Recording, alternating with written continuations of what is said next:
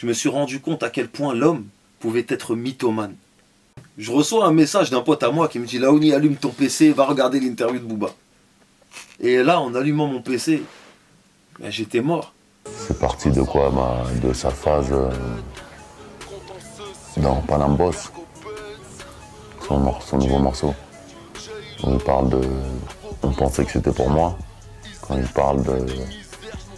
Il dit qu'il entend un clash. Il dit j'entends ce clash sur toi partout sur les ondes. Et tu peux pas répondre, un truc comme ça. Enfin, vu l'actualité, je l'ai pris pour moi. D'ailleurs, je l'ai croisé. Et je lui ai dit en face. Et il faisait moins la maline que dans son clip, je te le dis moi. Écoutez bien l'histoire. J'étais dans mon building, parce qu'on habite dans le même building, moi et Booba. On s'est croisés en voiture. Il a fait demi-tour, il est venu me voir.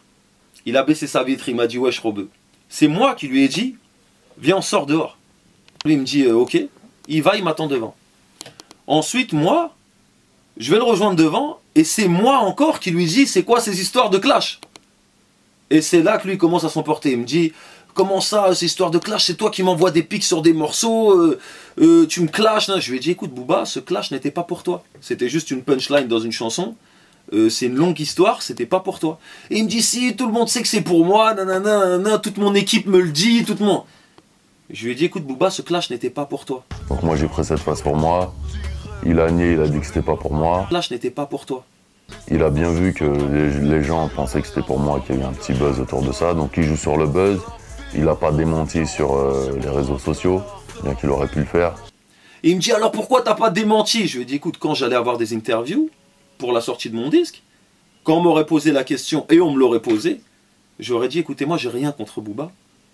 Pourquoi est-ce que je vais aller le piquer? Pourquoi est-ce que je vais aller clasher? Il m'a rien fait. » Et il me dit « Ouais, mais t'aurais pu dire ça sur Twitter pour démentir. » Je lui ai dit « Écoute, moi j'ai pas le temps de me prendre la tête avec des Twitter comme ça. » Ensuite, il me dit « De toute façon, moi, j'aime pas ton comportement, j'aime pas ta manière de te mélanger, j'aime pas nanana. » Et moi, je savais qu'il disait tout ça derrière moi, depuis 6 ans. Ça fait 6 ans qu'il parle derrière moi, qu'il dit ça à différentes personnes, mais on y reviendra. Et là, j'étais un peu content qu'il se livre un petit peu. Parce que, pour une fois dans sa vie, il prenait un peu ses couilles et il me disait des choses. Et moi, je les savais déjà, ces choses. Donc, je lui ai dit mot pour mot. Depuis toutes ces années, on se croise tous les jours. Pourquoi t'es jamais venu me dire tout ce que tu dis dans mon dos? On se connaît pourtant. Et là, il me dit, on se connaît pas, t'es pas de ma team, tu manges à tous les râteliers, moi j'aime pas les trucs comme ça. Je commence à lui dire, mon frère, c'est rien ça. Mon frère, si t'as quelque chose à me dire, tu me le dis. Ensuite, il me dit, ouais, mais de toute façon, tu sais quoi? Moi et toi, on se parle plus, on se serre plus la main. Comme un gamin de 8 ans. Un petit con. Donc tu me prends un peu pour un con. Un moins que rien. On serre plus la main, on se dit plus bonjour, on se calcule plus. Voilà, toi et moi, c'est comme ça. Je lui ai dit ok. J'ai dit qu'il faudrait qu'il assume. Je suis rentré chez moi tranquille et je me suis dit putain, c'est vraiment un moins que rien.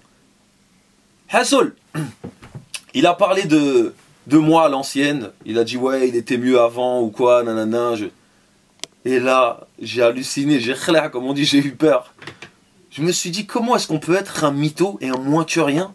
Et surtout comment on peut être amnésique à ce point-là. De l'amnésie.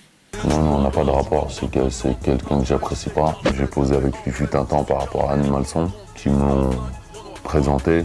Et à l'époque où j'ai posé avec lui, c'était pas la même personne qu'aujourd'hui. Après, c'est des trucs internes, etc. La première fois de ma vie où j'ai rencontré Booba, c'était à Bois d'Arcy. Il chantait par les fenêtres, je l'ai vu de mes propres yeux. Karim Kalimet l'a fait chanter par la fenêtre. Momo Larch en est témoin, il cherchait la protection de Papou. Là, je sors les vrais noms. Même lui, dans ce PC, je dois se dire, mais comment il peut...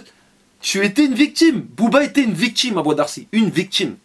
Des fois, il simulait, il voulait pas sortir en promenade, il restait... Et ça, je jure devant Dieu que c'est vrai. C'était une victime.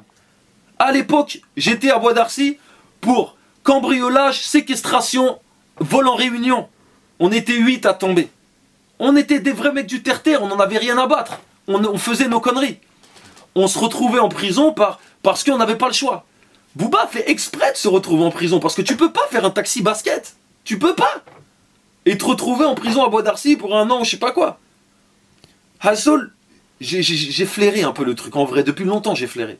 Mais j'aimais bien Booba, parce qu'il rappait bien, c'était Booba de Lunatic, c'était à la kiss.